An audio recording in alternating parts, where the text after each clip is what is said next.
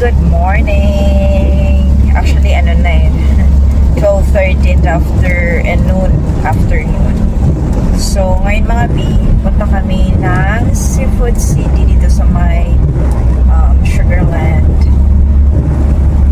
Galing lang kami nagsimba ng asawa ko. So, dumiretso na kami dito after sa simba. And doon na rin kami kakain sa may seafood. Sa loob ng Seafood City kasi meron silang parang food court doon. So, ayun. Umulan dito bigla. Nung nasa highway na kami, biglang bumuhos malakas ng ulan. Pero ngayon medyo umukay na. Hindi na ganun ka malakas ng ulan. Pero talagang umuhos talaga siya, mga binumilim yung daan namin. So, ito yung mga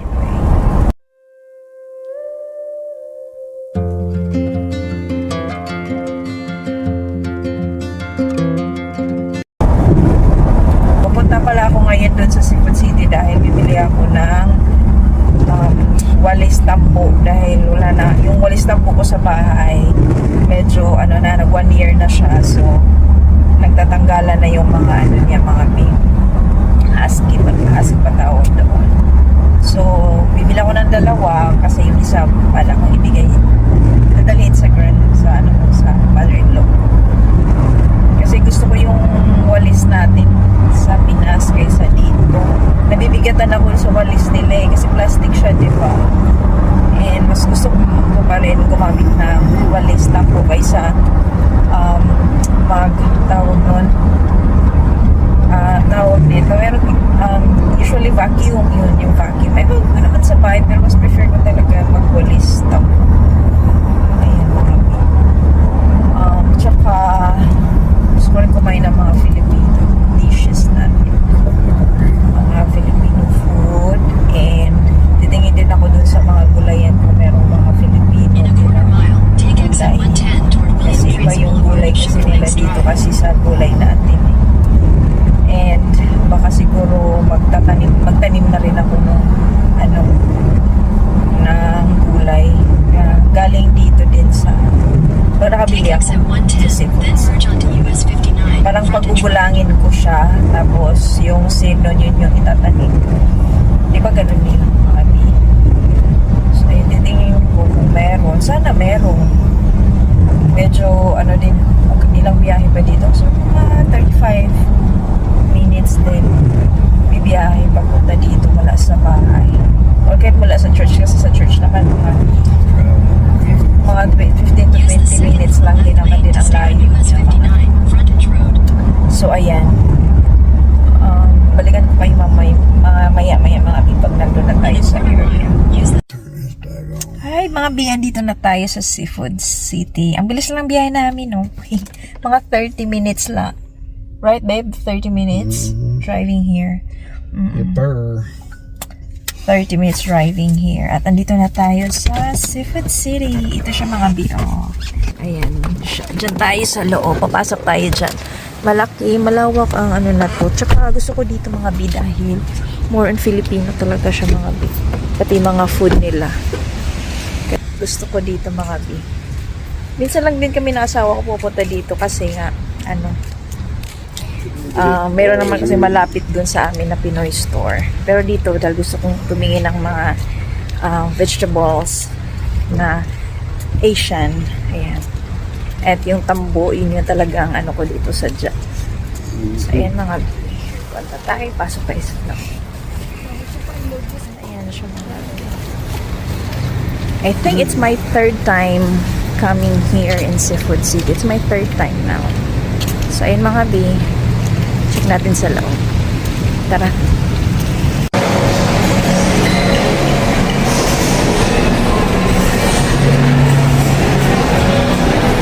Ayan, ito yung mga tinda nila mga B. Ganito sa mga B. Meron siyang parang food court nila. Ito yung food court nila. More on Filipino food. Tapos ayan, mga kakanin nila mga ayan siya freshly baked.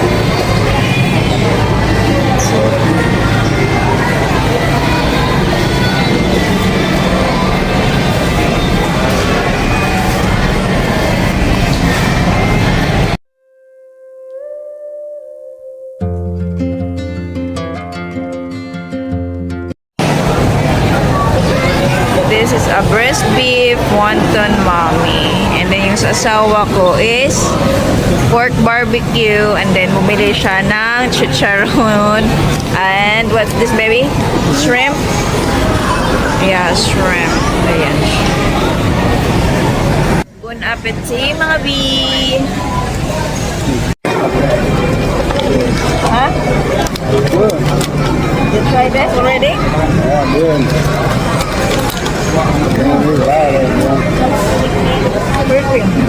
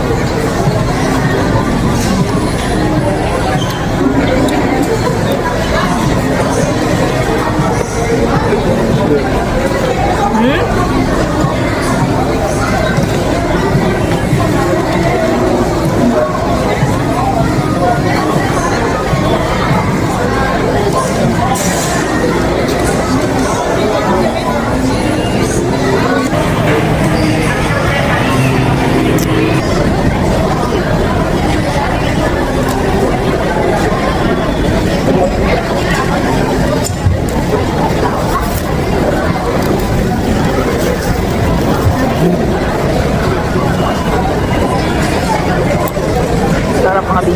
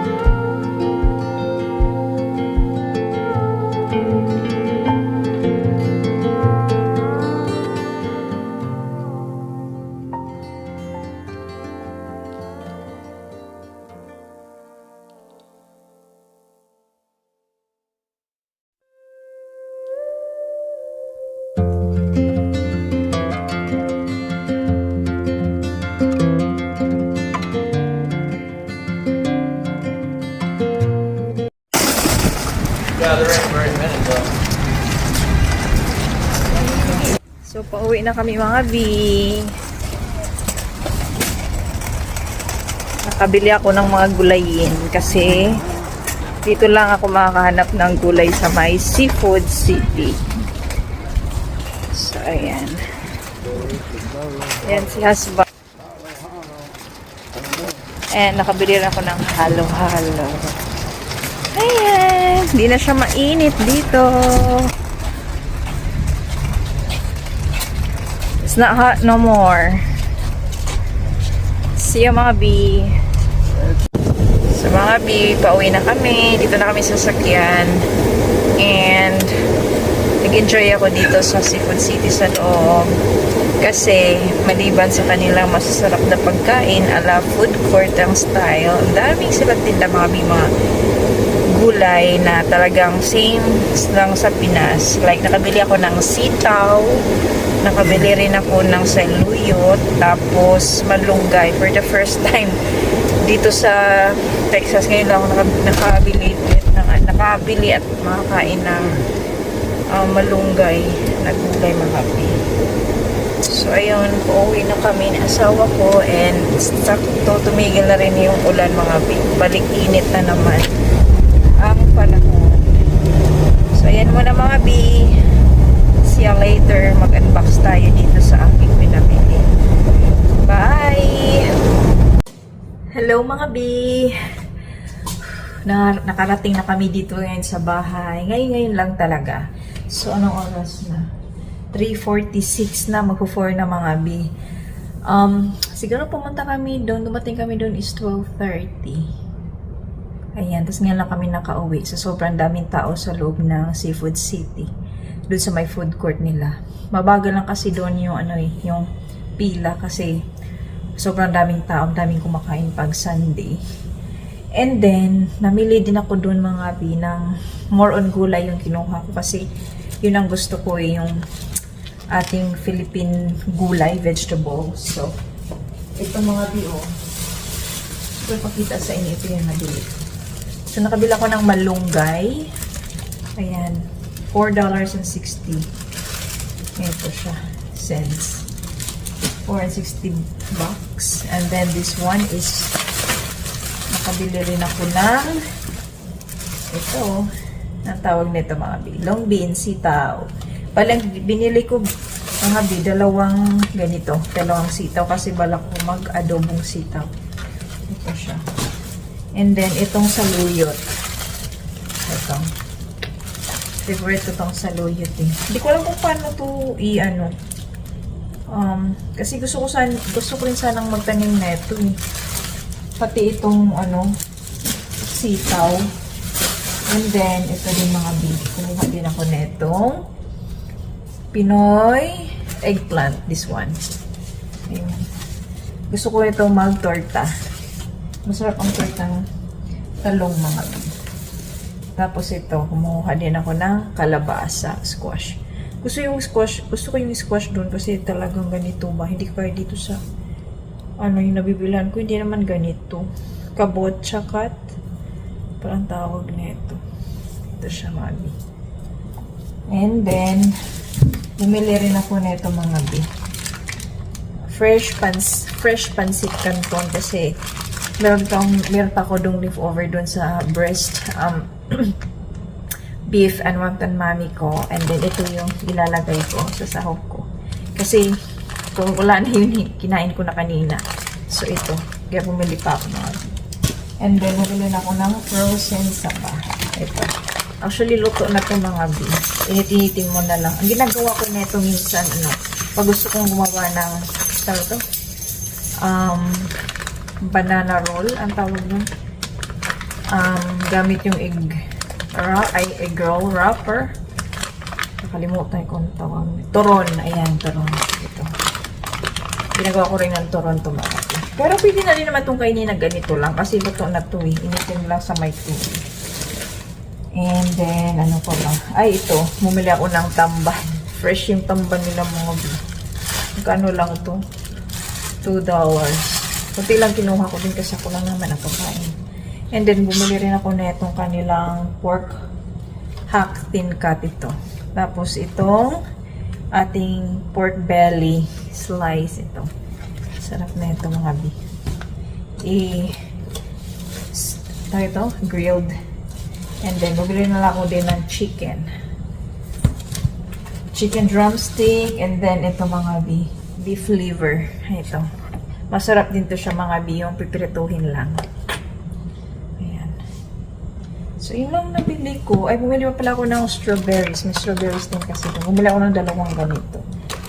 So, yun lang naman ang bili ko doon mga bi. Hindi na ako bumili ng mga maramihan. Hindi na. Ito lang kasi pwede naman kami bumalik next time. So, yung asawa ko pala, hindi ko napansin kasi iba yung pinipila niya ng pagkain. Binibili ng pagkain. So, bumili pala siya na ito. Ano siya? Pork skin. Fresh. So, ito. Fresh siya mga bi na pork skin. Masarap. Masarap siya. Sabi ko nga, marami sa taba yan.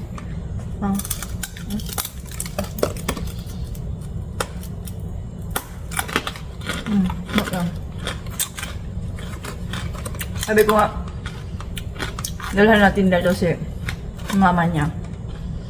Patikman natin.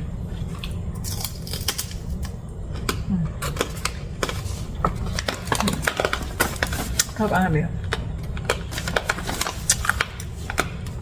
So, yun lang. Bye muna. Thank you for watching mga babe. God bless. Bye. Meanwhile, Hello mga bi. Parating lang namin sa bahay. Galing kami kay grandma. Kay mother-in-law. Galing kami doon. Every night, every hapon kami doon nagpunta ng husband ko. Pag andito yung husband ko, off niya sa work. So, every day, kami nag-spend ng time kay mother-in-law ko. Kasi yun na yun, parang doon kami nanood ng news, local news sa hapon. Tapos, manood kami ng movie. And then, doon na kami nagdi-dinner minsan. So, kakauwi lang namin and ngayon, pakainin ko muna sina Cooper and Max.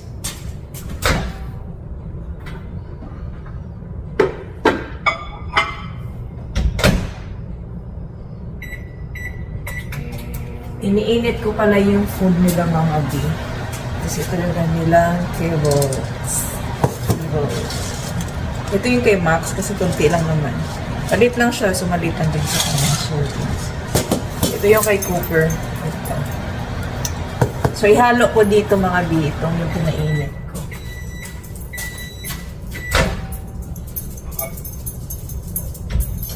Kasi hindi sila kumakain pag plain lang na ganito. So, inaluan ko talaga siya mga bi. So, ang flavor nito is chicken, vegetable, and fish recipe. So, yan. Pag hindi nila maubos to, kakainin pa nila to sa umaga. Itong sobra nila. Minsan, try ko silang pinapakain ng vegetable. Kasi talagang yung ini-steam ko lang or ilalaga kanina. Minsan, hindi rin nila kinakain. Hindi sila sanay. Hindi ko sila nasanay sa ganun ba. Minsan, may cheat day din tong mga bi. Pinapakain ko rin sila ng masasarap. Like for example, pag mag-steak kami ng asawa, may portion din sila na mag-steak. Pero minsan lang, kasi hindi rin na maganda pakainin natin sila ng parating masasarap yung food natin. So, ganito yan mga bi, oh. Yan. Paluin ko lang. Tapos, every time na magpapakain ako sa kanila, kailangan nandyan ako. Kasi minsan nagkaaway sila.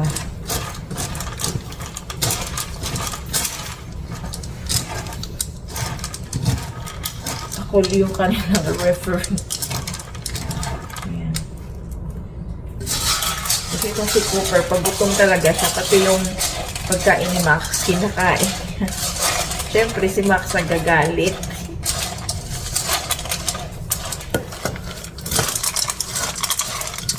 Sa inyo mga buka kain ko lang sila. Balikan ko kayo. So,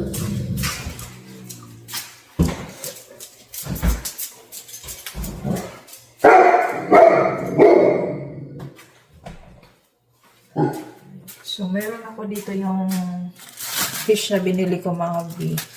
Nilinisan ko. Sinalagay ko sa freezer.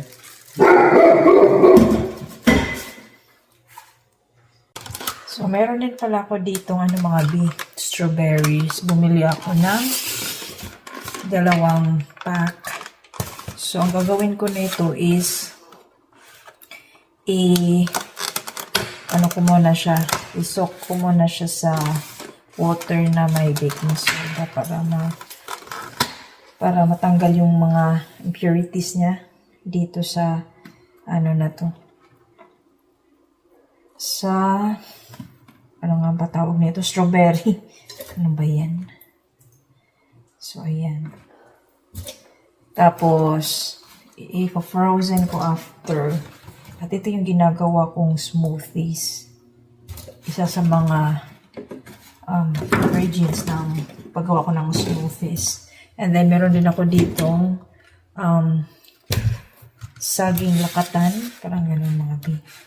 Hiwain ko din siya, tapos i-freezer ko. Yan na yung technique ko ngayon mga B. Kasi mas na-preserve siya yung freshness ng yung saging. Kaysa yung hayaan ko lang siya, tapos malata. Kasi nga minsan lang naman, parang hindi naman ako palagi nag-smoothie. Yung asawa ko nag-smoothie siya. So, usually siya yung uminom ng smoothie every morning. Parang dito siya. So, yan. Isusuko muna siya for 5 minutes and then lilinisin ko, tapos hiwain. So, ayun lang muna mga B. Tapos ito, hiwain ko rin siya. Yan lang. At yung sitaw ko mga B na nabili ko sa Pinoy grocery, ito. Ang gagawin ko nito is, hindi ko siya hugasan, pero hiwain ko na siya yung pang sitaw ko. Tapos i-ref ko muna. So baka by tomorrow or Tuesday, doon ko siya lulutuin. Ready ko lang. Tapos nag-iwan din ako ng mga 3 pirasong ganito. Tapos pagugulangin ko. And then yung magiging buto niyan, sana maging okay. I-try kong itanim. Magtanim ako dito sa bukura namin. Para next time din ako bibili kasi malayo din kaya doon. Mga 30 minutes din drive. Kasi wala to sa yung lagi ko pinibilhan. Walang gulay doon eh. More on ano lang sila, grocery talaga. Canned goods, frozen products. Pastries. Doon sa pinunta namin ngayon, mga ang ganda doon kasi, alam mo yung feeling ko, nasa Pilipinas lang ako kasi pati yung mga staff nila, cashier, nagtatagalog. So, tapos yung mga halos kumakaintindi doon, mga Filipino. And meron din namang ibang mga foreigner, yung mga nakapag-asawa din ng mga Pinay, gano'n. Or hindi sila nakapag-asawa ng Pinay, gusto rin nila yung ating food, Filipino food. So, yun. Tapos yung asawa ko, magkaiba kasi kami ng pinilahan. Kasi mga 3 yata yun na parang iba-ibang klaseng, booth ng pagkain. So ako, doon ako, para siyang bulaluhan. Yun, doon ako pumila. So yun yung binili ko kanina. Tapos yung asawa ko, doon siya yung variety. Kasi gusto niya yung pork barbecue. So yun yung pinili niya kanina. Tapos bumili din siya nung pork skin, freshly baked nila. Masarap siya, pero pag kinain mo kasi mataba ba. Pero meron ako, nagtira din ako kasi yung iba, dinala namin kay mother-in-law, pinatikman namin sa kanya. Nagtira lang ako ng konti kasi pag pag magmunggo ako, yun yung ilalagay ko, mga B. So, yun lang. And then, after namin kumain, bumili rin pala siya ng shrimps, yung parang coated sa flour. Yun lang, trinay lang naman daw niya. Tapos ako, bumili ako ng halo-halo. Masarap yung halo-halo nila, yung overload, kasi lahat ng mga sangkap na doon na. Pero ayaw niya kasi nga merong coconut meat. Hindi siya mahilig mga B. And then after noon, namin kumain, siguro 1 hour din kaming kumain doon, nagtumambay muna sa kami nag-grocery. Ayun, umikot lang ako doon sa mga vegetable section. So, ito yung mga napili ko. And then, umikot din ako doon sa mga tawag nito, seafood area nila. So, nakabili ako ng tamban. Tamban ang tawag doon sa amin mga bi. And then, kumuha na lang doon sa meat section. Kumuha din ako ng pang pork chop yun. Tapos yung parang siya, pork hunk. Yun. Yan lang naman, kunti lang yung ko, binili doon. Kasi meron pa naman ako dito stock sa bahay. And di ako mag-stock ng marami kasi ako lang naman ang kakain. And then, yung sadya ko talaga doon na bumili ng walis tambo, hindi ko nabili kasi wala silang stock. Merong natira lang isa pero hindi naman na maganda. So, hindi ko na tinuloy binili. So, ayun lang mga bi. So, ito gagawin ko muna to. And then, terbuso pa naman ako. Mag-prep na ako para matulog. Kasi, ang oras na rin yung time check natin is 8:36 na. So, ayan mga bi. Ito lang naman. And napakain ko na yung mga bugoy ko. Yung makukulit ko. So, ayan lang mga bi. So,